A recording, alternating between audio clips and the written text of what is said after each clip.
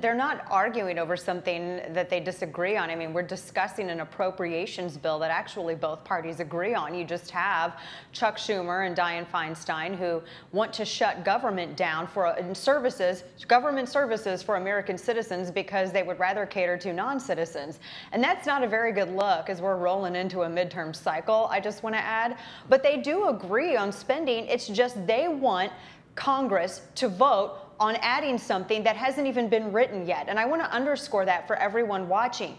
Any legislation that they're considering where it concerns DACA hasn't even been written yet. They're still in negotiations, or at least they were, while they were discussing this appropriations bill. And that's when Chuck Schumer decided to throw a wrench in everything and say, well, we want you to also include this thing that hasn't been written yet that we're currently negotiating right now. That's not how this works. And what Chuck Schumer knows is that we could debate the merits of DACA reform or not till the cows come home. The bottom line is those leaders in Washington, Republican leaders in Washington, had made it clear that they're going to come up with some kind of DACA solution.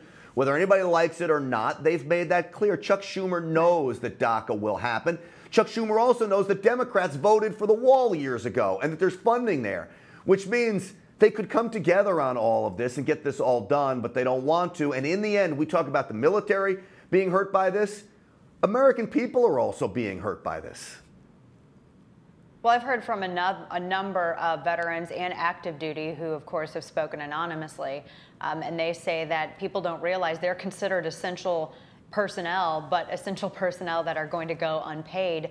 And that's what people need to realize. These are the politics that are being played. Again, I want to reiterate that you have Chuck Schumer and Dianne Feinstein and other party leadership in Washington, D.C. that are taking a stand against American citizens for non-citizens, which I think that priority is backwards.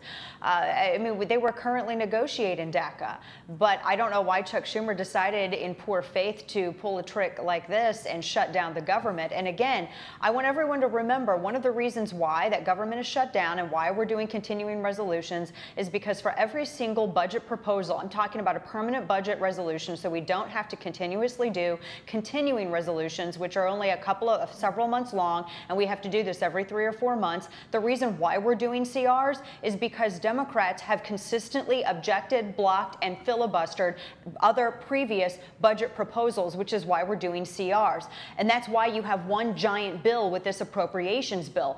Furthermore, Chuck Schumer also denied Mitch McConnell's request to do a simple majority 51 vote, and he insisted that it be 60 votes. And so that's why we're in this particular situation with one large bill and a 60 vote threshold. This was all set up by Chuck Schumer and Dianne Feinstein. And one more quick thing, Grant, that no one else is talking about. DACA was explicitly written by people like Chuck Schumer and other individuals who are screeching about it now. It was explicitly written to sunset this year. People aren't talking about that. It's not that Trump is deciding to rescind anything. I've seen so many incorrect headlines. He's not rescinding anything. This was written to expire this year. So maybe voters need to be asking Schumer why they so poorly wrote a bill and they're having to argue about it again.